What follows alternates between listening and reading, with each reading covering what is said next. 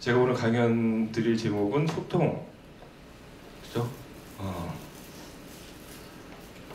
소통에 대한 겁니다. 근데 제 전공은 원래 글쓰기입니다. 글쓰기도 뭐 대학교 때 전공한 건 아니고요. 정치권에 들어가서 배우기 시작한 게 이제 글쓰기고, 대통령의 말하기라는 책이 한때 이제 잘 팔려서 말하기도 전공인 것처럼 돼 있지만 말하기는 제 전공이 아니고 이제 노무현 대통령의 전공입니다. 아까 소개해 주신 대로 정치권에 들어와서 글을 한참 쓰다가 노 대통령 돌아가신 후에 이제 약한 주량의 술 많이 마셔대다가 이제 좀 뇌출혈이 와가지고 좀 쓰러져 있다가 좀 회복한 다음에 책을 한번 냈습니다. 그래서 기록이라는 책을, 노 대통령의 인간적인 측면을 적은 기록이라는 책을 냈는데, 뜻밖에도 책이 한 3만 권 팔렸습니다. 요새 3만 권 팔리면 꽤 잘 팔리는 책이거든요. 그래서 3만 권 팔리니까 그 출판사에서, 같은 출판사에서 당신 전공은 글쓰기니까, 글쓰기가 요새 유행이니까 글쓰기 책을 한번 내봐라. 그래서 그게 솔깃해져가지고 제목도 당당하게 윤태영이라는 이름을 걸고 윤태영의 글쓰기 노트라는 책을 냈는데 망했어요. 그 책도 잘 나갈 줄 알았더니 망했습니다. 그래서 시리와 좌절에 빠져 있다가 2016년, 지금부터 한 3년 전에 다른 출판사에서 윤태영이라는 이름으로 하면 안 되지, 당신은 결국 대통령을 팔아야지 해가지고 대통령으로 책을 내자, 대통령의 글쓰기 이렇게 하려고 했더니 이미 강원국 씨가 제안을 받아서 선점해버려가지고 대통령의 글쓰기라는 책을 낼 수 없고, 이제 뭐 말도 그렇고 글도 그렇고 영역이 점점 비슷해지는 추세라서 대통령의 말하기로 하자 했더니 다시 좀 책이 좀 팔렸어요. 영화는 거의 한 달 사이에 1000만 관객이 들고 그렇지만 책은 한 3개월 동안 팔립니다. 뭐 잘 나가는 작가는 1년 내내 팔리지만 저 같은 급의 작가는 한 3개월 팔면 이제 거의 다 책은 팔린다고 봐야죠. 그래서 한 3만 권 팔았습니다. 8월부터 시작해서 11월쯤 그래서 이제 책이 다 팔리는가 싶었는데, 잘 아시는 최순실 씨 사태가 생기면서 리더의 말과 글에 대한 세상의 관심이 폭주하면서 다시 3개월 더 3만 권 더 팔았습니다. 그래서 모두 6만 권을 팔았습니다. 그래서 그해 겨울은 제가 따뜻하게 지내고, 작년에는 강연 요청, 17년에는 강연 요청도 많고, 그러니까 강연 요청하는 데서도 말과 글만 하면 안 되겠으니까 이 공무원 인재교육원 같은 데서 이제 마침 조건도 바뀌고 그랬으니까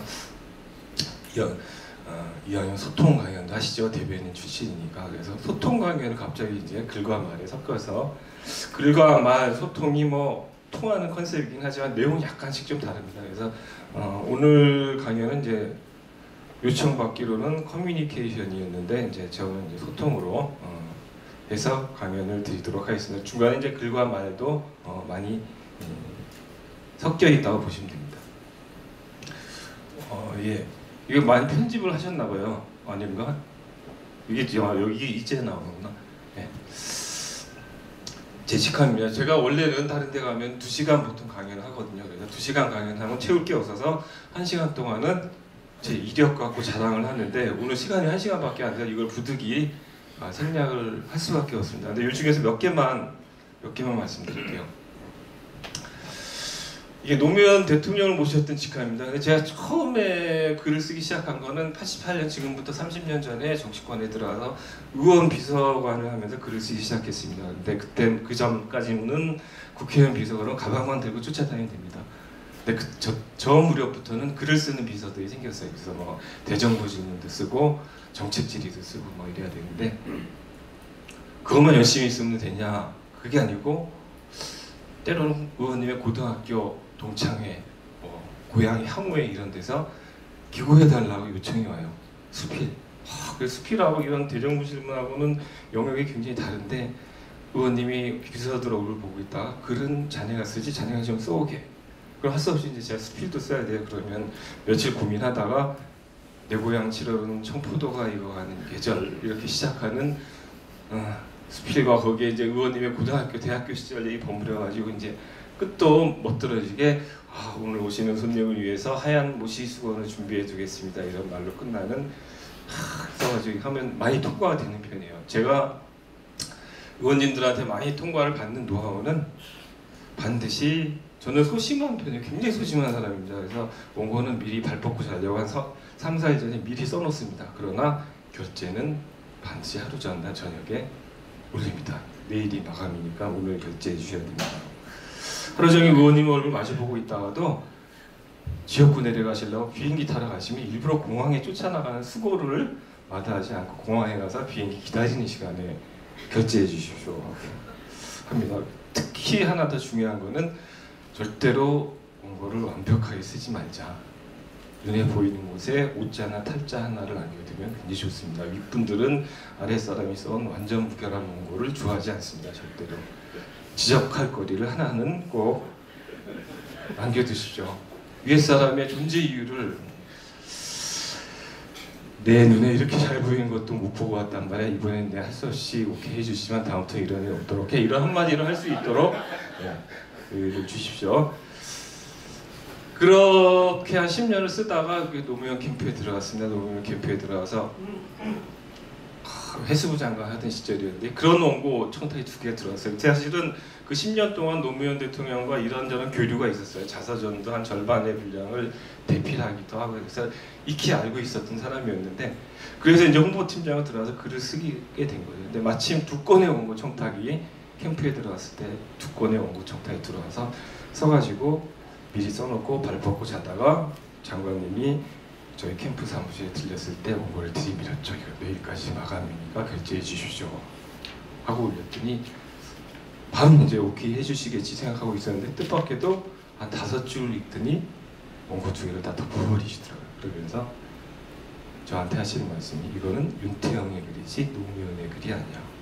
윤태영의 글을 어떻게 노무현의 이름으로 내보낼 수 있어? 절대 안 돼.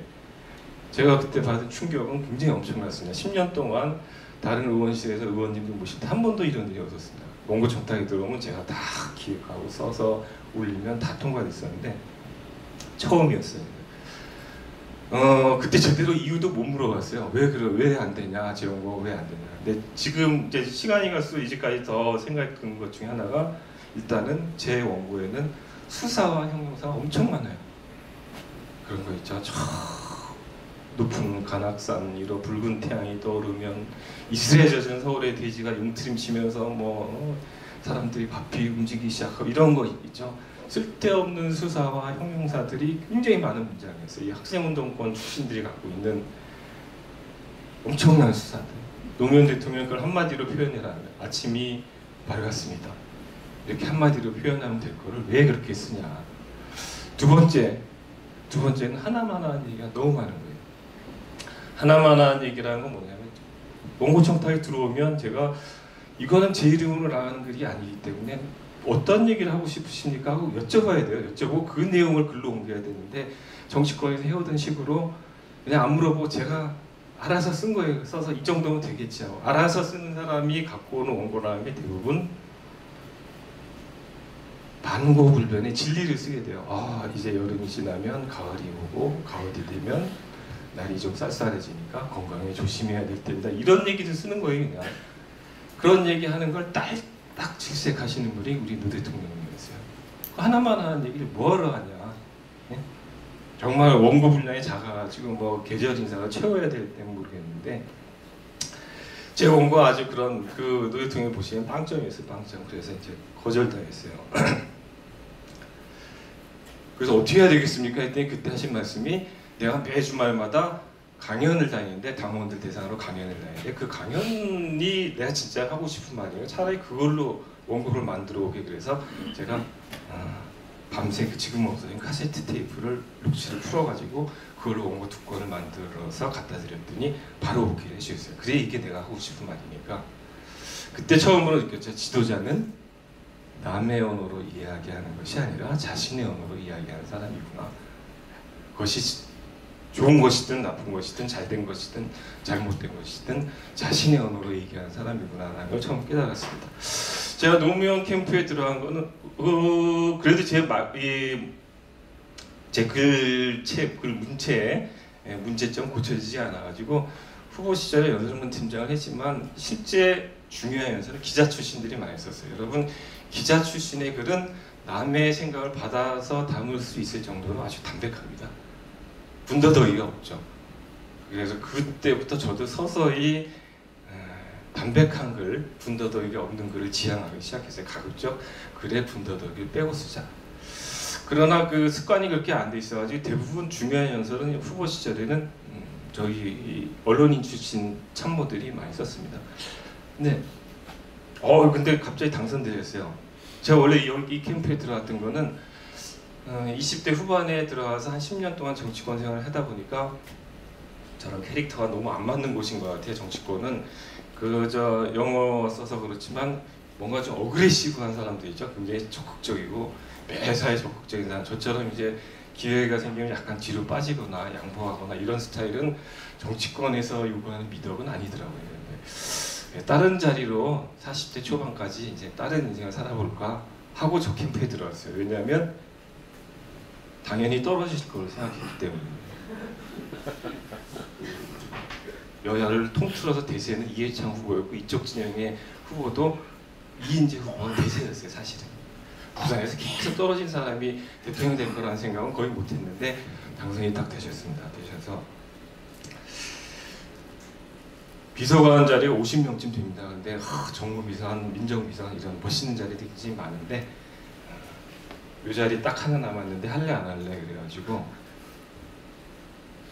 또다시 그 까다로우신 말과 글에 대해서 까다로우신 노무현 대통령님을 5년 동안 모실 생각을 하니까 굉장히 깝깝해서 우리 집사람한테 우리 어차피 떠나기로 했으니까 이번 기회에 좀 떠나서 새로운 인생을 개척해 봅시다 그랬더니 집사람이 눈을 부릅뜨면서 돈 벌어 오라고 그래서 이렇게 할 수 없이 갔는데 요 다음 얘기는 최강광성 제가 생략하겠습니다. 나중에 또 한 번 부르실 기회가 있으면 그때 얘기를 해드리는 걸 하겠습니다. 일부속 실장으로 이제 이건 문고리 권력이었어요. 문고리. 요새 일부속 실장은 문고리 권력으로 신문 텔레비에 많이 나오는 사람인데 대통령이 옆에서 일거수일투족을 기록하는 역할을 계속했습니다. 그래서 우리 노 대통령님 말씀이 굉장히 많으세요. 그래서 말씀 많이 하시니까 옆에 기록하는 사람은 정말 어깨가 빠지고 이 페노기 구루투 막 그랬습니다. 그래서 1년 동안은 손으로 받아 쓰다가 1년 만에 노트북을 갖고 들어가서 쳤습니다. 대통령 앞에서 어떻게 불경스럽게 노트북을 쓸 수 있을까 이렇게 두려운 마음으로 가서 쳤더니 대통령께서 10년 동안 유일하게 칭찬해 주신 게 자네 업무 혁신 진짜 제대로 했네. 노트북으로 하고 나니까 훨씬 일이 편해진 거예요. 이 수첩에 적은 것보다. 지금도 제 일 중에 하나 그 1년 동안 수첩에 적은 거를 디지털 파일로 옮기는 일을 지금도 하고 있어요. 그게 굉장히 힘들어요. 그 중에 한 20%는 해독이 안 돼요. 제가 쓴 글씨인데도 해독이 되는 글 중에도 이거 왜 써놨지? 키워드 중심으로밖에 쓸 수 없으니까 이거 왜 써놨지 하는 글이 많아요. 그러니까 노트북으로 하고 나니까 이때 업무 혁신이 일어난 거예요. 진짜 손만 더 빠르면 거의 모든 문장을 칠 수 있을 정도니까. 어쨌든 그래도 말씀을 많이 하셔서 안에서 뭐 회의하시다가 마무리 1시간 회의하면 대통령님 말씀 많이 하시기 때문에 한 30분 정도 마무리 말씀 시간을 드려요. 30분 쭉 얘기하신 다음에 일어나시면 이제 일어나서 나가시려고 문고리 딱 붙잡으면 저도 이제 이 스트레칭하고 안 돌던 피도 돌게 하고 이렇게 하려고 하는데 문고리 붙잡은 채로 얘기를 시작하시면 한 15분 더 얘기하고 그게 힘들게 사는 거를 이제 가볍게 여기셔서 나중에 이 연설기획비서관이라고 위인설관을 할 수 있어요. 자네 아예 그것만 전담하게 이 부속실장 역할을 그런 딴 사람한테 맡기고 그래서 그때 이름을 지어주신 게 비서관 자리 하나 만들면서 이름을 지어주신 게 연설기획비서관이 아니고 말과 글 비서관으로 하세요 이렇게 제안을 하셨어요. 제가 너무 꼰대였습니다. 제가 이름 지어오겠습니다 해서 지어가면 이렇게 멋있게 연설기획비서관 근데 지금도 후회하고 있어요. 그때 말과 글 비서관으로 할 걸. 말과 글 비서관 그러면 굉장히 투박해 보이지만 그거 자체로 이 사람이 뭐 하는 사람인지 너무나 분명하게 사람들이 아는 거예요. 기자들이 연설기획비서관 하니까 다 물어보는 게 이 사람 뭐 하는 사람? 연설한 사람도 있는데 그다음 청와대 내 기획자들한 사람이 대여섯 명이나 되는데 그런 사람 다 뭐 하는 사람이냐 갑자기 문제제기 많이 해요. 말과 글 비서관으로 했으면 너무나 간단한 말이고 쉽고 편한 말인데 바로 개념이 정확히 전달되는 말이죠. 두 번, 세 번 설명할 필요가 없는 말인데, 재작년에 그 대통령의 말하기라는 책을 내고 나서 언론이랑 인터뷰를 했더니 시사 주간지에 저 제목을 이렇게 뽑아줬어요. 나는 지금도 노무현의 말과 글 비서관이다, 이렇게 뽑아주니까 너무 멋있더라고요. 이런 역할을 하는 사람을 고스트라이터라고 그럽니다. 자기가 글을 쓰지만 자기 이름을 내놓을 수 없는 사람, 그래서 유령 작가죠, 유령 작가. 재작년에 제가 한번 이 유령 작가의 금기를 깼어요. 문재인 대통령 취임사를 써드렸는데 취임사가 굉장히 반응이 좋았어요. 그래가지고 반응이 좋은 차에 기자가 취재가 들어왔어요. 공명심이라고 그럴까? 인정을 해버린 거예요. 네, 제가 썼습니다. 그랬더니 기사가 이렇게 났어요. 그랬더니 뭐 분위기도 좋을 때니까 딴 때는 댓글을 안 보는데 그때는 댓글도 봤죠. 제가 서너 개쯤 안에 딱 폐부를 찌르는 비수가 준비되어 있더라고요. 댓글에 고스트라이터가 그걸 자기가 썼다고 그러면 어떻게 하는 댓글이 딱 있더라고요. 부인할 수 없는 사실이죠. 제가 그래서 취임사를 썼지만 제 생각과 제 철학을 쓴 게 아니라 문 대통령이 그동안 하셨던 얘기를 정리한 것에 불과하죠.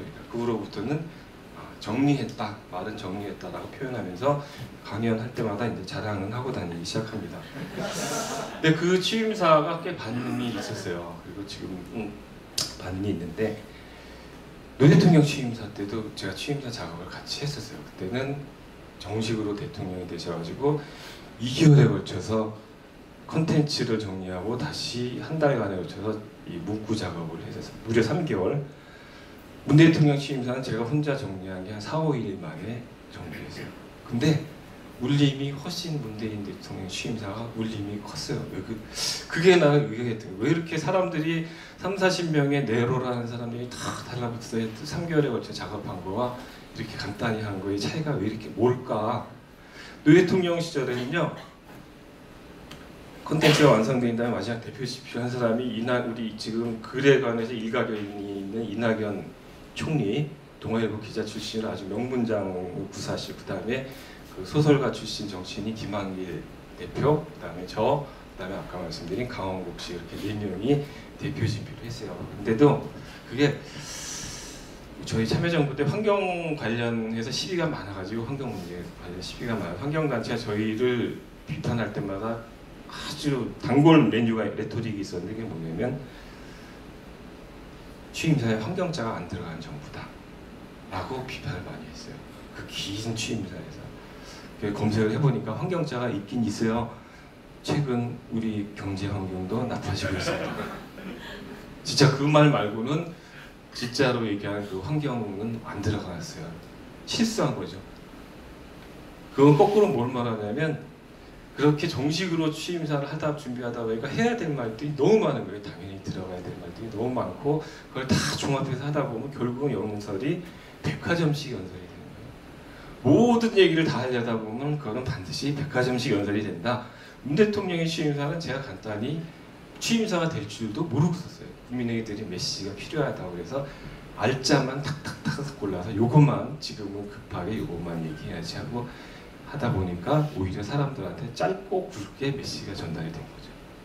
중요한 거는 그렇게 느낌이 나니까 선택과 집중을 할 줄 알아야 좋은 메시지에 전달이 된다. 네. 이게 다른 데 가서 1시간 동안은 제 자랑이었는데 짧게 끝나는 걸 아쉽게 생각하면서 다음에 다시 하도록 하겠습니다. 바람이 불면 통장서 돈을 번다는 말이 있습니다. 어릴 때 저희 부모님한테 많이 들었는데 요새 젊은 세대는 거의 못 들어보셨을 거예요. 저는 어렸을 때 들어봤습니다. 이게 왜 그럴까 하고 질문을 많이 던졌어요. 왜 그럴까요? 바람이 불면 통이 날아서 깨져서 아마 이제 통장수가 통을 사러 온 사람이 많은가 보다 이랬는데, 이 해답을 안 게 대학교 와서 일본 책을 보다 보니까 해답이 있어요. 일본 속담이 일본 속담. 아마 일제 강점기 때부터 있었던 말인 것 같은데, 바람이 불면 모래가 막 날립니다. 모래가 날려서 사람 눈에 들어가면 사람이 실명이 되는 사람이 생겨요. 실명이 된 사람 중에 여성들은 길거리에서 국어를 하는데 악기를 연주합니다. 그 악기가 삼위센이라고 현이 3개인 악기예요. 그 악기에 울림통을 뭘로 감싸냐면 고양이 가죽으로 감싸요. 고양이를 자꾸 잡아들이는 거예요. 그 악기를 만들려고. 이제 국어라는 사람이 많아지니까 고양이를 잡아들이다 보니까 쥐가 팍 늘어나서 쥐들이 통을 갉아먹고 통이 그렇게 자꾸 없어지는 거예요. 그래서 통장수가 돈을 번다. 이게 무슨 얘기냐면 그러니까 아무 상관없을 것 같은 얘기가 세상 만물은 다 연결되어 있다는 뜻입니다. 저 지구 반대편의 일도 결국은 자신과 연관이 된다라는 이런 뜻의 얘기인데 왜 소통을 얘기하면서 이 얘기를 하느냐? 저걸 설명해 주지 않으면 누가 알겠습니까? 저런 법칙이 있다는 거를. 사람들은 저렇게 결론만 가지고 얘기하는 경우가 거의 대부분. 청와대 대변인 할 때 제가 하는 일도 거의 결론을 갖고 얘기하는 경우가 굉장히 많아요. 뭐 정부에서도 예를 들어 3개월 동안 전문가들이 그 분야의 전문가들이 한 3, 4개월 동안 비밀 작업을 해가지고 마지막 발표하는 날 한 10장의 보도자료로 그걸 압축해가지고 탁 던져놓으면서 기자들 보고 이거 오보 없이 써라 이러면 잘 쓸 것 같지만 그 분야에 오랫동안 출입한 기자들도 그걸 하루아침에 몇 시간에 이해해서 올바른 기사를 쓰기는 너무나 힘들다. 소통은 평소에 하는 거다라는 생각을 먼저 드립니다. 그러니까 어느 날 갑자기 던져준다, 모든 걸 던져준다고 해서 그게 소통이 아니고 평소에 대변인을 잘하려면 평소에 기자들하고 끊임없이 접촉하면서 우리 대통령이 쓰는 이런 용어는 이런 뜻이 담겨 있어. 이런 걸 충분히 얘기하고 요새는 무슨 생각을 하고 있어. 이런 걸 끊임없이 설명을 해줘야 나중에 대통령 나와서 기자회견할 때 하시는 발언이나 이런 것들이 충분하게 익숙하게 전달이 된다는 거죠. 이게 소통이라는 건 거꾸로 말하면 대변인 입장에서 오보를 방지하는 잘못된 오해를 풀기 위한 이게 청와대 대변인이요 정당 대변인과 달라서 특히 오보를 방지하는 일이 대부분입니다. 방어적인 역할을 많이 합니다. 그러니까 축구에서 따지면 풀백이에요. 풀백. 그러니까 들어오는 공을 막아내야 되는 사람이죠.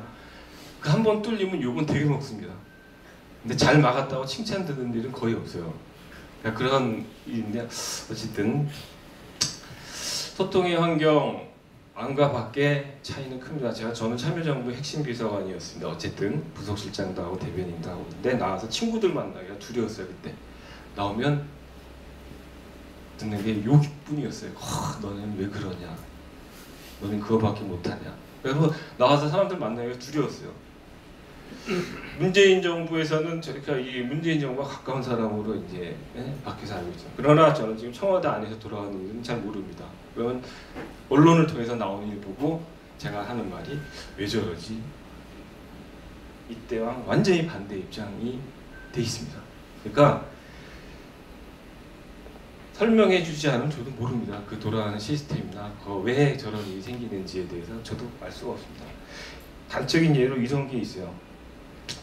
제가 청와대 대변인 시절이었는데 그 국회의원, 여당 국회의원이 한 100명 있다. 그 중에 99명은 노 대통령을 굉장히 좋아하고 칭찬하는데 한 사람이 막 비판을 한다. 그러면 기사는 그 사람 얘기가 기사가 돼요. 99명이 칭찬하는 사람은 기사가 될 수가 없어요. 언론은 원래 그런 사람을 쓰는 게 기사예요. 그 한 사람 기사가 딱 나면 청와대 출입 기자가 청와대에 반응을 묻습니다. 이 사람 한마디에 대해서 어떻게 생각합니까? 좋은 얘기 안 나오죠. 그럼 다시 안 좋은 반응이 기사로 나오면 마치 그 기사만 보는 국민들이 볼 때는 청와대하고 당이 아주 많이 싸우고 있구나 이런 인식을 갖게 됩니다. 어쨌든 언론을 통해서 하는 소통은 간접 소통입니다. 그것처럼 누군가를 통해서 하는 소통에는 간접 소통입니다. 그런 간접 소통에는 진실이 제대로 전달되지 않을 가능성이 굉장히 높다. 소통은 어쨌든 직접 하는 것이 가장 좋다. 두 번째는 묻는 말에 대답해야 된다는 겁니다. 노 대통령님 그런 걸 잘 하셨어요. 예를 들어서 저도 책을 내고 나서 책 잘 팔려고 회심의 카드를 막 준비해요. 이런 게 제목으로 뽑히면 좋을 거야. 이런 얘기 해주면은 그게 기사로 대서특필 크게 나오면은 책 팔리는데 도움이 될 거야 하고 기자랑 인터뷰할 때 많은 걸 준비해 갑니다. 그러면 그걸 딱 얘기하면은 기자는 그걸로 그대로 써주는 기자는 한 명도 없습니다. 반드시 기자들은 자기가 회심의 질문을 준비해오고 그 질문에서 답변을 헤드라인으로 뽑아냅니다. 그러니까 묻는 말에 잘 대답하는 사람이 훌륭한 소통을 한 사람이다. 이게 대부분 그 노 대통령님은 어떤 날은 내가 모두 발언이라 기자회견 시작하기 전에 모두 발언을 먼저 하고 어떤 사람은 심지어는 모두 발언만 하고 그냥 나갑시다라는 사람도 있는데 그러면 안 되고 그러니까 모두 발언 없이 기자들의 질문을 직접 받아서 얘기하는 경우도 있어요. 그게 상대방이 물어보는 거에 자신이 해야 될 말을 정확히 전달하는 게 가장 훌륭한 소통의 능력이다. 이게 제가 이제 이쪽에서 모신 대통령은 김대중 대통령도 옆에 총재 시절에 옆에서 보고 그랬는데 김대중 대통령과 노 대통령 스타일이 굉장히 달라요. 김대중 대통령은 한 번 한 말을요 한 2주일 동안 계속해요. 똑같은 기자가 어떤 말을 물어봐도 각도를 달리해서 물어봐도 같은 단어를 계속 반복합니다. 그 외에 제야 시절 아주 어렵고 탄압받을 때 시절부터 생긴 습관이에요. 이게 자신이 한 100번은 얘기해야 국민들한테 그게 한 번 정도 전달될까 말까 하다. 근데 노 대통령은 상대적으로 끊임없이 말을 하면서 자신을 발전시키는 분이에요. 그러니까 예를 들어서 뭐 아침에 같은 주제에 대해 아침에 한 얘기가 다르고 점심에 한 얘기가 다르고 저녁 때 한 얘기가 달라 이렇게 진화되어 있어요. 그러니까 봉화마을에 귀향하신 다음에 원래는 이제 뭐 책도 쓰고 뭐 농사도 짓고 이렇게 하려고 하셨는데 갑자기 이제 뭐 방문객들이 와서 대통령님 나와주세요 하니까 하루에 막 8번씩 나와서 처음에는 한 번에 나가실 때마다 30분씩 얘기하고 들어오셨어요. 그러니까 하루 종일이에요. 8번 나가니까 도대체 일을 할 수가 없어요. 그래서 비서들이 얘기해가지고 4번만 나갑시다. 절반을 주십시다. 하루에 4번만 나가는 거. 그래서 그랬더니 오케이 하신 다음에 한 번 나가셔서 1시간씩 얘기하고 들어요. 근데 그건 말씀이 저녁 때 되면 이제 업그레이드를 하시는 거예요. 사람들하고 얘기하면서 3월 달에 했던 내용과 마지막 11월 달에 했던 내용이 굉장히 달라요. 이렇게 업그레이드가 되는 거예요. 그러니까 노 대통령은 말씀을 하시면서 자신의 생각을 진화시키는 분이니까 거꾸로 다음날 아침에 나오는 기사가 제목이 신문마다 다 다른 경우가 있어요. 아침에 했던 얘기와 저녁에 했던 업그레이드 얘기와 다 달라져요. 그게 메시지 전달에는 효율적이냐? 저는 그렇진 않다고 봐요. 끊임없이 지나가는 얘기가 계속 전달되면은 이 전달하는 사람들은 헷갈리죠. 오히려 그런 면에 김대중 대통령님이 반복된 얘기를 한 2주일 동안 계속 하면 이게 일관된 메시지가 오히려 전달된 가능성이 굉장히 좀 높다. 나는 모릅니다 라는 말, 그러니까 너무 그러니까 이게 아는 척하는 거나 앞에 얘기해서 뭐 일방적으로 얘기하는 거 이게 다 꼰대라고 비판받는 그런 모습인데 저한테도 그런 게 많이 있을 것 같아요. 근데 예를 들어서 저는 노 대통령 모시고 이렇게 다니면 부속실장한테 같이 이렇게 걸어가면은 그렇게 궁금증이 많으신 분이에요. 그래서 사람들한테 이거저거 저건 뭐지? 저 나무는 뭐지? 막 이런 거 물어봐요. 그런 나무에 대해서조차도 시골에서 자라셨기 때문에 저보다 훨씬 잘하는 분이 저한테 또 물어보세요. 그러면 그게 대통령님 앞에서 또 모릅니다라는 말을 하기가 너무나 싫은 거예요. 그건 일반 회사 생활 하시는 분도 마찬가지일 거라고 생각하는데 높은 분이 물어보시면은 모릅니다라는 말을 어떻게 해요? 좀 쪽팔리기도 하고 게다가 대통령께서 물어보시는데 그거 모릅니다라는 말을 하기가 뭐해서 가만히 뭉개고 있죠. 그러니까 이유를 방문을 앞두고 있는데 자료를 보시다가 이제 뭐 다시 길을 걷는데 생각이 나셔가지고 이유 회원국이 몇 개지 윤비서관 그러면 모르면 이제 뭉개고 있죠. 좀 있으면 먼저 대답하려 성격이 급하셔서 한 24개국 되지 그러면 대체로 틀린 적이 없는 것 같아서 네 맞습니다 하고 얘기를 하죠. 지금 얼른 그때는 그때는 스마트폰도 없어가지고 얼른 사무실 들어가서 이렇게 검색해 보면 아니에요. 그럼 이제 난리가 나요. 대통령 머릿속에 잘못된 정보를 입력시켰잖아요. 그러면 다음 일정이 끝날 때까지 묵관에 기다리고 있다가 나오시면 아까 그 잘못된 정보입니다. 왜냐하면 EU 회원국의 기자가 와서 인터뷰를 하는데 24개국 당당하게 얘기했다 그럼 망신당할 수도 있으니까 그 다음부터는 모릅니다라는 말을 하기 시작했어요. 모릅니다. 물어보면 모르면 모릅니다. 기자들 질문에도 마찬가지예요. 그 기자들이 청와대 내부의 일을 한 10%에서 20% 정도 알 거예요. 근데 안에서 어떤 일이 돌아가고 있다는 걸 알기만 하면 그거 취재를 들어오면 그 다음에 두 번째로 관계자가 거짓말만 안 한다고 생각하면은 100% 뚫려요. 뚫릴 수밖에 없어요. 스무고개 대화하는 것처럼 뚫릴 수밖에 없어요. 우리 저 비서실장이 한 분이 연말에 막 송년회를 하는데 송년회 하기 몇 시간 전에 주미대사를 확정짓고 해서 대통령한테 보고를 한 다음에 이제 그 홍석현 이제 저 중앙일보 회장이 주미대사가 될 때였는데 좀 의외의 인물이었죠. 그랬더니 저녁 만찬 자리에서 기자들 앞에 놓고 오늘 낮에 사실은 깜짝 놀랄 만한 사람이 주미대사로 확정됐습니다 라고 얘기하니까 기자들이 5분 만에 전부 자리를 떴어요. 그런 팩트가 있다는 걸 알고 거기서 편안하게 밥을 먹을 수 있는 기자는 없거든요. 왜냐? 기자들은 특종을 하는 것도 중요하지만 낙종을 당하면 안 돼요. 낙종이라는 건 물을 먹는다고 표현하는데 물을 먹으면 자기 회사에서 거의 위기에 처하는 거예요. 특종은 상을 못 받으면 그만이지만 다른 신문은 다 썼는데 자기만 못 쓰면 이거는 거의 이제 문제의 기자가 되는 거죠. 그러니까 낙종을 굉장히 줄여요. 특종 잘하는 욕심보다. 근데 인사 기사는 그게 굉장히 심해요. 다른 사안에 대한 기사는 이게 사실과 허구가 이렇게 좀 버무러져 있어서 이게 특종이야 아니야 이게 판단하기가 어려운데 인사 기사만큼은 사람 이름이냐 이 사람이냐 아니냐 분명하게 갈리기 때문에 그 인사 기사만큼 누가 그렇게 팁을 던져주면 그 취재하느라고 밥을 먹을 수가 없어요. 2시간 만에 틀렸어요. 홍석현이나 이름이 나올 때까지 2시간 만에. 나중에 사람 이름을 대입해서 다 물어보니까 결국은 틀릴 수밖에 없죠. 그래서 그 거짓말을 안 한다고 거짓말을 할 수는 없어요. 그랬다 나중에 거짓말이 탄로나면은 그 후폭풍은 10배, 20배 후폭풍이 됩니다. 그걸 피할 수 있는 유일한 방법은 모릅니다. 모릅니다. 기자들의 질문에도 모릅니다라는 거 대답만큼은 기자들이 양해를 해줘요. 거짓말하지 않는 거. 모릅니다라는 말을 할 줄 알아야 된다. 저의 경험을 몇 가지 말씀드리면요. 청와대 대변인 시절에 저는 대변인을 2번 했습니다. 처음에는 첫해 대변인 할 때는 대통령에 대해서 잘 모르던 때요. 엄밀하게 말하면 측근은 아니던 시절이라서 2개를 겨우 대통령한테 뭐 물어보지는 못했어요. 그러나 2개를 겨우 알고 나가서 2개를 답변하고 나면 그게 끝이었어요. 그 다음에는 무슨 질문 나올까 다리가 후두두두 떨렸는데 2번째 대변인을 할 때는 부속실장과 연설기획부에서는 거친 다음에 대통령의 일거수일투족과 이건 모두 다 알아요. 그러니까 10개를 알고 2개를 답변하는 거예요. 그러니까 답변이 너무 자신감도 있고 예를 들어서 어떤 기자가 물어볼 때 그거 아닙니다 라고 완벽하게 쐐기를 박아줄 수 있는 이런 자신감이 생기는 거죠.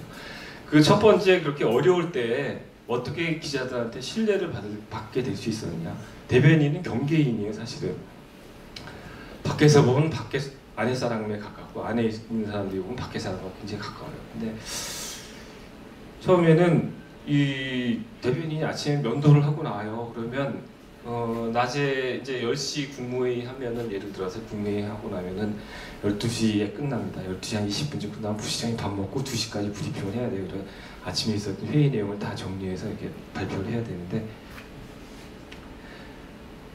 연대에 쓰면은 카메라가 이제 찍어서 그날 저녁 9시 뉴스용으로 씁니다. 근데 뭐 수염이 까칠해져 있어요. 아침에 면도를 하고 나왔어도.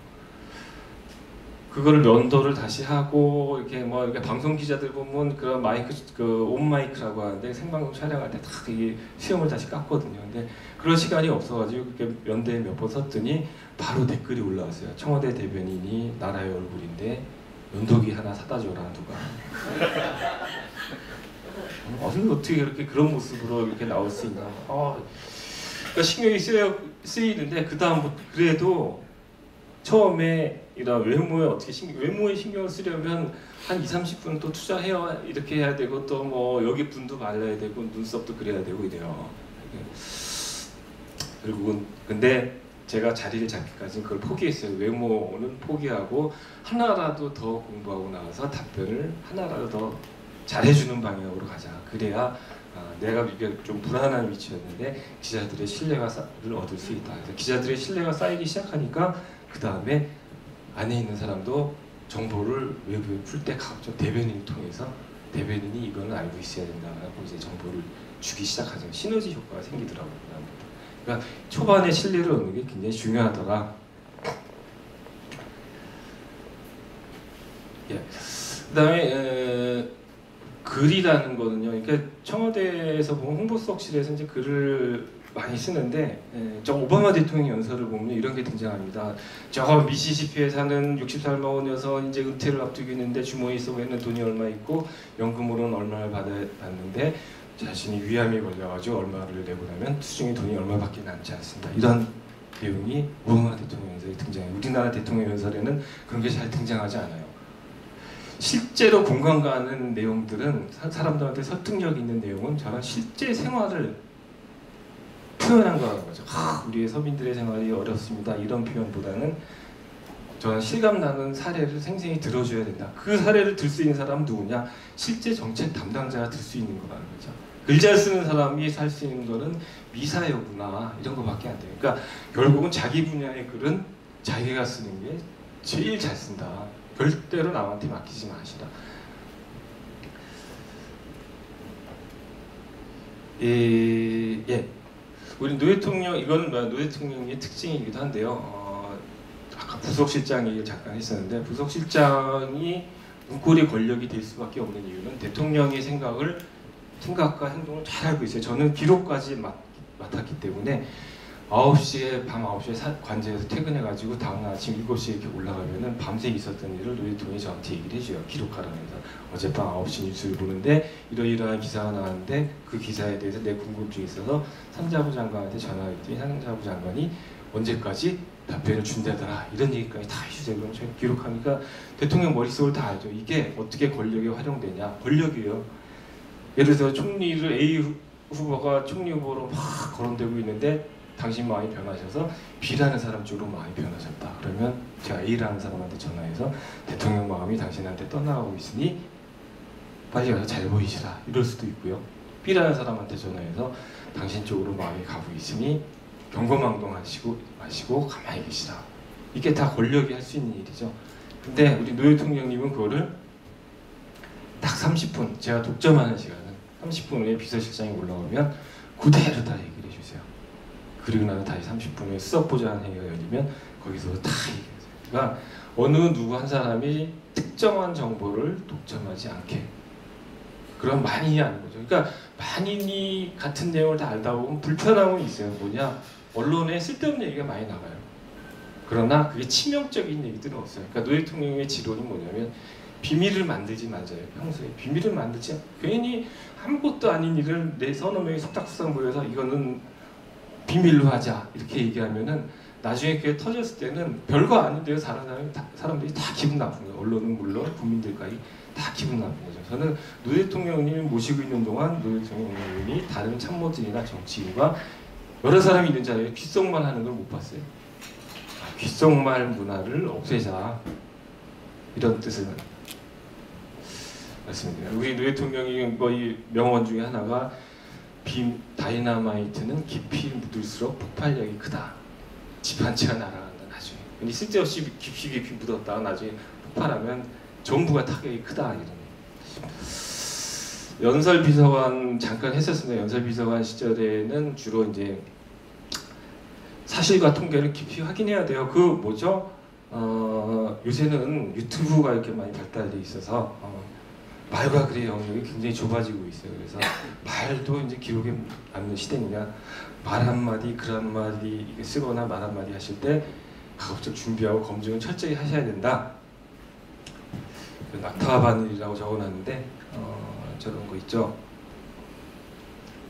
제가 노 대통령 모시고 저 로마 교황청에 가는데 외교부에서 나온 자료 보니까 이런 얘기가 있더라고요. 성경 말씀에 낙타가 바늘구멍에 들어가는 것, 저 부자가 천당에 가는 것은 낙타가 바늘구멍에 들어가는 것보다 어렵다 이런 거 있어요. 이게 오역이래요. 처음 번역할 때 히브리어를 번역하는 과정에서 낙타가 GAM LA인가 그래요. 감나. 근데 밧줄이 GAMTA 감탄가 그렇대요. 그래서 T자를 L자로 잘못 봐가지고 밧줄이 바늘길을 통과하는 것보다 어렵다라고 번역해야 될 거를 낙타가 바늘길을 통과하는 것보다 어렵다고 생각하는 것 같아요. 들어보면 맞죠? 비유상으로 맞는 것 같아요. 근데 한 번 번역을 저렇게 잘못해놓으니까 이제 2000년 동안 이제 정설은 이제 밧줄이 바늘기 이렇게 얘기하면 사람이 설득력이 없죠. 낙타를 해야죠. 그것처럼 한 번 잘못해놓으면 이제 이게 돌이킬 수 없는 시대입니다. 그러니까 반드시 자신이 하는 말이나 이런 거 검증을 해보세요. 깊이 알고 있던 거라도. 개판 5분 전이라는 말도 제가 최근에 한번 우연히 뭐 하다가 제가 애견인이에요 사실은. 그래서 개판이면 개판이지 왜 하필이면 5분 전이지 하고 우연히 검색을 해봤더니 뜻밖의 얘기가 거기 있더라고요. 한국 전쟁 때 부산으로 피난 간 사람들이 어디서 밥을 먹기가 어려워가지고 얻어먹는 게 급식소에 가서 얻어먹는데 급식해주는 곳에 가서 얻어먹는데 그때 밥이라는 게 지금처럼 무슨 뭐 밥솥에 한 밥이 아니고 찐밥이겠죠. 찐밥 이제 판이 뚜껑 밥을 얻어먹기 위해서 배식 시간, 급식 시간에 사람들이 막 몰려서 어수선한 거예요. 그러면 주최 측에서 정리정돈을 시키기 위해서 5분 전에 얘기를 해준대요. 이제 밥이 다 돼서 판을 열기 5분 전입니다. 라고 얘기를 해준대요. 개판 5분 전입니다. 그러니까 그만큼 정신이 없고 그런 상태겠죠. 그러니까 그런 것처럼 익히 알고 있던 단어나 이런 것도 이게 사실인지 아닌지 저도 불분명해요. 근데 왜냐하면 인터넷에는 워낙 가짜 얘기가 많기 때문에. 근데 이 개판 5분 전은 유래는 맞긴 맞는 것 같아요. 그런 것처럼 야단법석 이런 말도 왜 야단법석이지? 이거 한번 찾아보세요. 이 절에 손님이 하도 많아서 법당에 손님이 하도 많아서 이제 부족해가지고 바깥에 단을 설치하고 돗자리를 깔아놓은 상태가 야단법석이. 그러니까 손님이 많아서 북적북적 설법을 들으러 온 사람들이 북적북적해서 생긴 현상이에요. 야단법석 원래는. 그러니까 분명하고 정확한 언어 구사를 하자. 아까 이 다키스타워의 처칠 이거는 노 대통령이 얘기도 했지만 리더는 자신의 언어로 이야기해야 된다. 그 다키스타워라는 영화가 있는데 거기 보면 게리 올드만이 이제 처칠로 보내가지고 제2차 세계대전 때 수상이 되는 과정과 뭐 유명한 연설을 하는 장면들이 나와요. 거기 연설을 도와주는 조연급 배우 하나 있어요. 그 여성 비서가 거의 주연급인데요. 그 여성의 역할이 뭐냐? 타이프 치는 거예요. 처음부터까지 처칠이 구슬하는 걸 타이프 치는 일밖에 안 해요.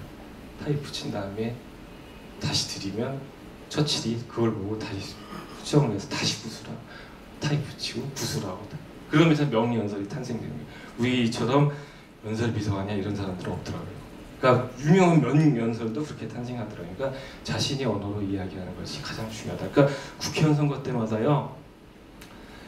외부의 멋진 훌륭한 카피라이터한테 좋은 홍보를 만들려고 의원들이 다 외부에 요청합니다. 그러면 써오면 그 중에 쓸 수 있는 게 한 30-40%가 채 안 돼요. 왜냐하면 4년 동안 한 일을 몇 주에 설명 들어서 어떻게 잘 써오겠어요. 아무리 훌륭한 카피라이터라도.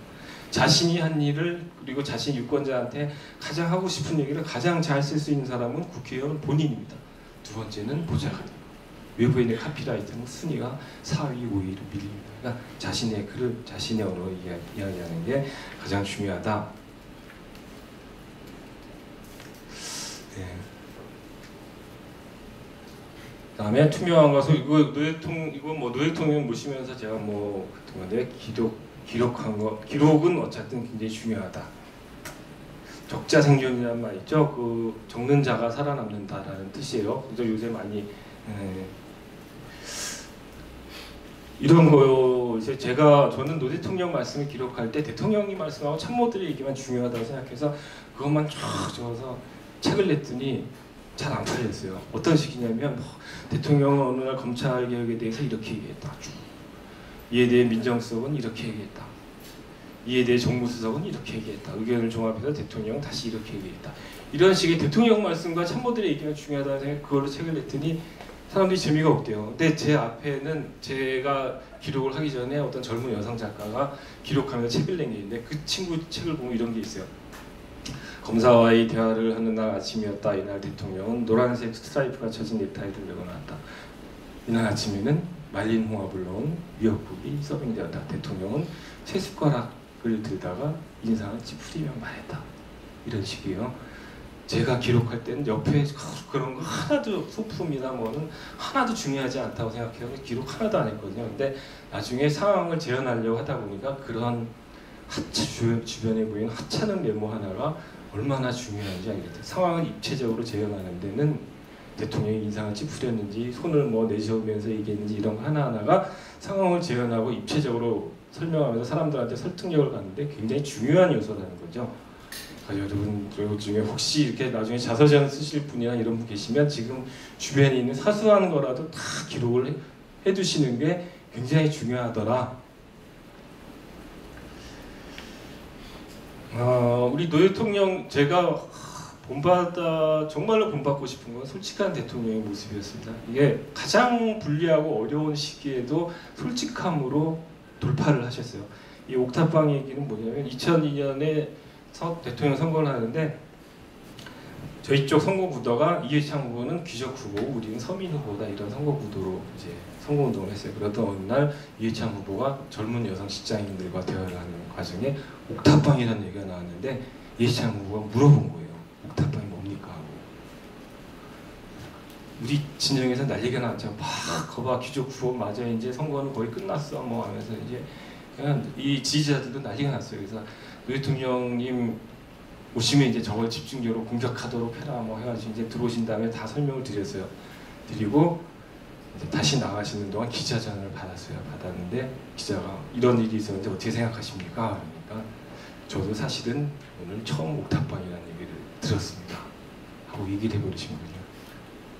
그래서 지지자들한테 난리가 났어요. 참모들이 도대체 뭐하는 사람들이냐 어떻게 그런 얘기가 나가게 만드냐 뭐 해가지고 지지율이 막 떨어지는 것 같았어요. 근데 일주일 지나고 나니까 어떤 여론이 형성되냐면 그래 노무현인 진짜 솔직한 사람이구나 하면서 지지율이 다시 오르기 시작했어요. 거꾸로 반등하기 시작했어요. 그것처럼 솔직한 거는 초보자에 너무나 솔직한 일이 생겼을 때 솔직한 거는 너무나 힘든 일인데 그거는 짧게 보면 손해지만 길게 보면은 저 솔직한 게 결국은 이기더라. 그런 말씀을 드리고요.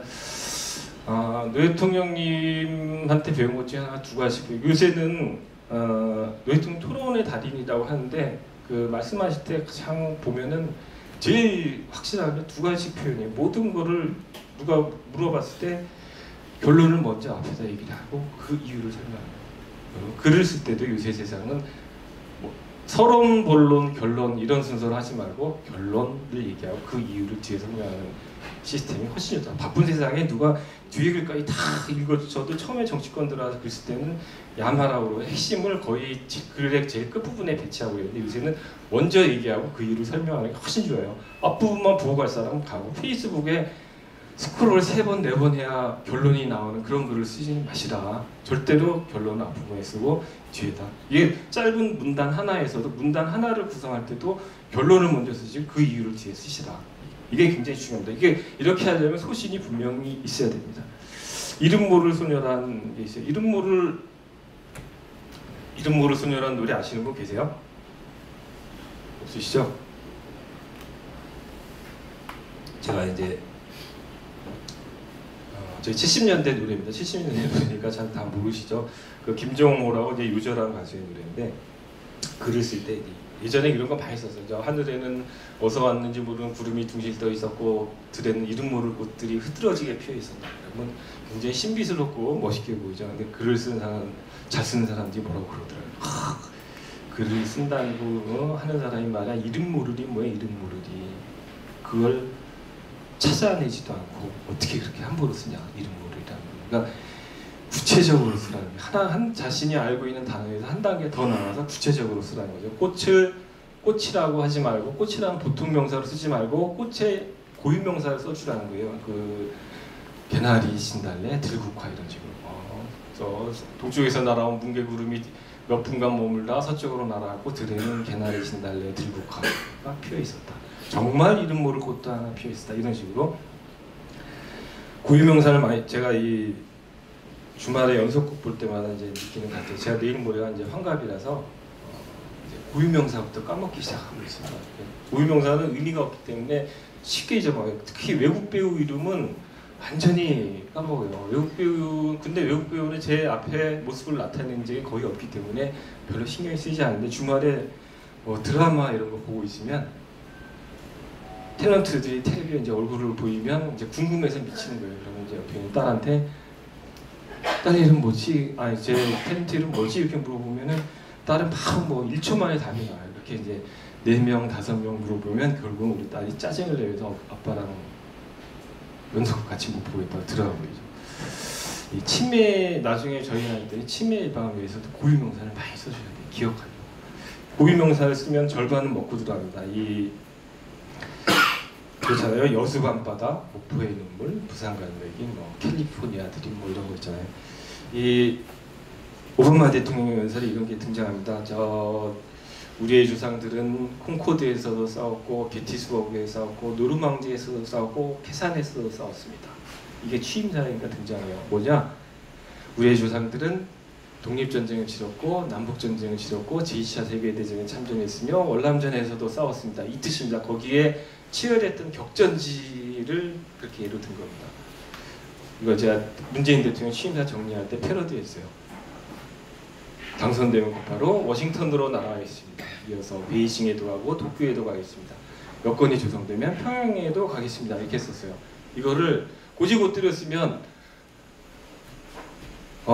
당선되면 곧바로 한미정상회담 하겠습니다. 이어서 한중정상회담도 하고 한일정상회담도 하겠습니다. 여건이 조성되면 남북정상도 하겠습니다. 이렇게 써야 돼요. 그러면 재미나 임팩트가 하나도 없는 거니까 고유명사 갖는 강점이 있어요. 절반이 먹더라고요. 그 무라카미 하루키가 쓴 기사단장 주일이나 1984이라는 책을 보면 그 사람 아주 전형적으로 그러는데 점퍼를 입고 신발을 신고 차를 탔다 이렇게 쓰지 않아요. 윈드브레이커를 입고 스니커즈를 신고 사브 200에 올라탔다 이렇게 씁니다. 자기가 알고 있는 단어에서 한 단계 더 들어갈 더 들어간 게 있으면 이거는 행복은 과제입니다 이렇게 쓰지 마시고 이거는 24년 끌어온 과제입니다. 24년 만에 해결된 과제입니다. 이렇게 쓰셔야지 좋은 글이고 말이다. 과욕은 금물이다. 이거 두 대통령 취임사 경우 아까 설명했고 노 대통령님이요 2007년에 신년연설을 준비했어요. 그러니까 2008년에는 새로운 당선자가 생기기 때문에 사실상 마지막 신년연설이에요. 4년을 준비해온 일을 이제 하는데 한 2달 전부터 준비한 게 1시간 생방송 연설을 하는데 A4 70장을 준비했어요. 그래서 이걸 어떻게 소화할 것이냐 막 경론이 붙었는데 대통령이 말씀 잘하시니까 가서 자연스럽게 얘기하시죠. 이런 참모의 의견이 받아들여져서 밤 10시에 MBC 생방송을 하는데 70장 처음에 2-3페이지 설명하는데 15분이 지나갔어요. 귀중한 생방송 시간에. 그 다음부터 뭐라고 하셨냐면 이거는 건너뛰겠습니다. 이거는 넘어가겠습니다. 이거는 배포해드린 자료를 대체하겠습니다. 이런 말씀을 하시는 것만 한 30분 정도 하죠. 다음날 아침에 진보 언론, 보수 언론 말할 것도 없이 다 제목이 뭘로 뽑혔냐. 말 잘하는 대통령의 희한한 연설을 제목으로 뽑혔어요. 메시지 전달에 실패한 거예요. 정작 전달할 메시지는 제목으로 안 뜨고 소통을 잘못한 이게 메시지 제목으로 떠버린 거예요. 그러니까 선택과 집중 그만큼 중요하다. 아까 제가 말씀드린 대로. 그 다음에 노 대통령님은 주로 굉장히 논리적인 걸 추구하셨어요. 사실은 감성통도 많으신 분인데 사실 논리적인 걸 추구하셔가지고 어쩌다 한번 이렇게 논리적으로 하신 말인데 반향을 일으킨 적이 있어요. 예전에 대선 후보 시절에 아내 권 여사의 이제 아버지의 장애인 자익 경력이 이제 문제가 되니까 이런 말씀하시죠. 이 장애인 자익 경력은 내가 일찍부터 알았고 그래서 결혼해서 아들 딸 낳고 잘 살았는데 내가 대통령 후보로 나서니까 그걸 문제로 삼는 거 보니 내가 대통령이 되려면 아내를 버려야 된단 말입니까? 소리 딱 지르니까 사람들은 다 아내를 버리라는 말이니까 꽂히셔가지고 지지율이 50%가 하루아침에 넘어갔어요. 사람들은 논리적인 동물만 아니까 그 아내를 버린다는 말이니까 라는 말을 들으면서 와 저렇게 아내를 사랑하시다니 이런 걸 느끼는 거죠. 그리고 나서 저 YS 찾아가가지고 시계 자랑했다. 이제 그 지지를 다 까먹었는데 이 문재인 대통령의 연설을 보시면 아시겠지만은 문재인 대통령의 보면 감성이 많이 들어가 있어요. 한 20-30%의 감성. 이게 취임사도 그렇지만은 광주 연설, 뭐 현충 연설 이런 거 보면 저는 가급적 메시지의 감성이 일부를 차지하고 있는 게 좋다. 마르틴 루터 킹 목사의 I Have a Dream 같은 연을 보면 굉장히 감성톤으로 쫙 그려져 있잖아요. 근데 모든 연설이 감성으로 가득 차 있으면 유약해 보이거나 좀 이렇게 전하는 메시지의 본질을 흐릴 수 있다. 가급적 최소한으로 줄이되 20-30%의 감성을 넣는 게 좋다. 우리 노 대통령이 지지율이 한참 떨어져 있을 때 한 장의 사진이 다시 그 지지율을 만회한 적이 있어요. 50% 그 자이툰 무대와 장병이랑 깨하는 사진 하나가 하루아침에 20-30% 지지율을 높였어요. 그만큼 사람들은 감성적으로 받아들이는 것도 굉장히 많은 것입니다. 어쨌든 메시지는 그렇게 하면서 압축해야 된다. 이 영화 흐르는 강물처럼에 보면은 그 어떤 목사님이 브래드 피트랑 두 아들을 가르치는 장면이 나옵니다. 독학으로 이제 가르치는 장면이 나오는데 매번 내는 숙제가 글 써오라. 글 써오면 잘해서 칭찬한 다음에 막 놀러 나가려는 애들 붙잡고 이거 다시 절반으로 줄여와. 그리고 나서 절반으로 줄여고 또 칭찬한 다음에 다시 절반으로 줄여와. 그렇게 자신의 글을 압축하는 훈련을 굉장히 해보고 싶죠. 저는 글을 쓸 때 A4지 한 장이 필요하면 반드시 2장을 씁니다. 그리고 2장을 한 장으로 줄입니다. 그래야 글이 짜임새가 있고 군더더기 없어집니다. 대부분의 사람들이 글이 A4지 한 장이 필요하면은 글을 반장 쓴 다음에 그걸 한 장으로 늘립니다. 그러면 대부분이 군더더기고 쓸데없는 얘기들이 빼도 좋은 얘기들이 생깁니다. 절대로 넘치게 쓴 다음에 그걸 줄이십시오. 압축해서 필요 없는 얘기부터 빼고 중요도가 낮은 것부터 빼다 보면 나중에 생기는 게 제목일 수도 있고 하나의 멋들어진 카피가 될 수도 있습니다.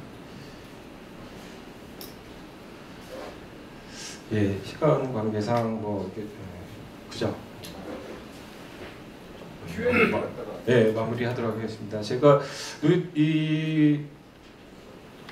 저는 강연을 시작한 지 한 3년쯤 되는데 처음 강연하러 다닐 때는 제가 말을 잘하는 줄 알았어요. 근데 한번 오후 2시에 한여름에 구청의 공익들 대상으로 200명 앉혀놓고 이제 강연을 했었는데 시작한 지 5분 만에 전원 취침이 있어요. 2시간 동안 저 혼자 이제 허공을 보고 떠드는 적이 있는데 그래서 그 다음부터 이렇게 이왕 하는 거 이렇게 하지 말아야지 하고 그 다음 마음을 새로 먹은 다음에 마침 시골에서 이제 요청이 와서 시골에 있는 여중생, 여고생 합쳐서 글쓰기 1시간 반, 말하기 1시간 반 강의해달라고 근데 안 가려고 그랬어요. 근데 추신에 지금 선생님께서 와서 해주신 한 말씀이 애들 인생의 좌우명이 될 수도 있습니다. 이렇게 얘기를 해줘가지고 마음이 이제 동해가지고 이제 갔는데 재밌게 해야지 하고 시작을 이제 여러분 테넌트 윤태 아시죠? 여학생들이니까 특히 애들이 일제히 몰라요 그러더라고요. 애들의 정보를 모르는 거예요. 애들이 어디 오늘 테넌트 윤태형은 윤태형도 저만 아는 것 같아요. 저희 세대는. 그럼 머쓱해져가지고 그럼 강연 시작할게요 해서 시작했더니 5분 만에 이제 자는건 아닌데 떠들기 시작하는데 강당이 떠나갈 것 같아요. 그렇게 이제 3시간 동안 저 혼자 이제 짓거리다가 나왔어요. 나왔는데 이제 시리아 좌절에 차서 이제 교무를 나섰는데 그 강연 하나도 안 듣는 학생들이 창문에 매달려가지고 선생님 안녕하세요 하고 그 리액션만큼은 확실하게 해주더라고요. 그래서 그 다음에 다시 또 용기를 얻고 노 대통령님 책을 정리하면서 느낀 게 노 대통령 말하기 책 정리하면서 느낀 게 이런 게 있어요. 한국하고 호주 정상회담을 하는데 임기 초였어요. 미국하고 정상회담 하면 1시간 하면 30분은 통역 시간이에요, 사실상. 나머지 30분을 이제 양쪽이 15분씩 얘기하는 셈이죠. 15분 중에 그때나 지금이나 북핵 얘기는 당연히 해야 돼요. 우선적인 과제로. 절반 얘기하고 남은 시간에 뭔 얘기하냐? 우리나라 물건 팔아주세요. 대부분이 그 얘기예요. 그러니까 이 실무자들이 얘기했을 땐 잘 안 받아들여지던 거를 그때 얘기해야 이게 통과가 되거나 받아들여지거나 뭐 무역 역조 시정해 주십시오 이런 건데 호주 쪽이 포문을 열었어요. 호주 총리가 이제 우리나라 호주에서는 품질 좋은 LNG 가스가 생산이 됩니다. 근데 왜 대한민국은 한국은 인도네시아 것만 사놨으니까 우리나라 것 좀 사다 쓰십시오. 대통령께서 검토해 보겠습니다 한 다음에 우리나라 팔아야 될 건 차예요. 차, 승용차 이렇게 얘기하시더라고요. 호주에서는 품질 좋은 철광석이 생산이 됩니다. 그 철광석을 우리가 수입해서 철을 만들었습니다. 그 철로 우리는 다시 자동차를 만들어 놨습니다. 그런데 자동차를 이렇게 만들어 놓고 보니 자동차들이 하나같이 고향으로 가고 싶어 합니다. 아, 호주 총리가 막 만면의 웃음을 띠면서 오케이를 하셨어요. 그때 저는 정말 대단한 순발력이시다 이렇게 생각했어요. 왜냐면 순발력이 있으신 편이거든요. 그러니까 뭐 어디 가서 저 후보 시절에 어디 가서 연설을 하고 있는데 어떤 아주머니가 앞에 오실 때 이마에 주름살에 텔레비에서 본 것보다 굉장히 적네요. 그러니까 바로 듣고 하신 말씀이 네, 아침에 다리 위로 좀 펴고 나왔습니다. 그런 순발력이 있으신 분이죠. 저 어쩌다 순발력이겠거니 생각했는데 자료를 정리하면 할수록 드는 생각이 절대로 순발력이 아니고 저 자료를 검토하시는 과정에서 이왕이면 같은 말을 할 거면 상대가 기분 좋게 받아들이고 정말 이걸 성사시킬 수 있는 무슨 표현이 없을까를 연구하고 고민한 끝에 만들어낸 말이라는 거죠. 그런 말들이 수도 없이 많아요. 이왕 똑같은 말, 아까 제가 말씀드렸죠. 하나만 하기보다는 한 번이라도 더 깊게 생각해서 상대가 기분 좋게 하거나 아니면 정말로 설득력 있는 말을 만드는, 이거는 연구하고 고민하면 많은 사람들이 할 수 있다, 이런 뜻으로 말씀드립니다. 이런 뭐 더 드리고 싶은 얘기는 이건 뭐 또 일민일담 시간에 할 수 있으면 또 하는 걸로 하겠습니다. 이걸로 강연을 일단 마치겠습니다. 고맙습니다.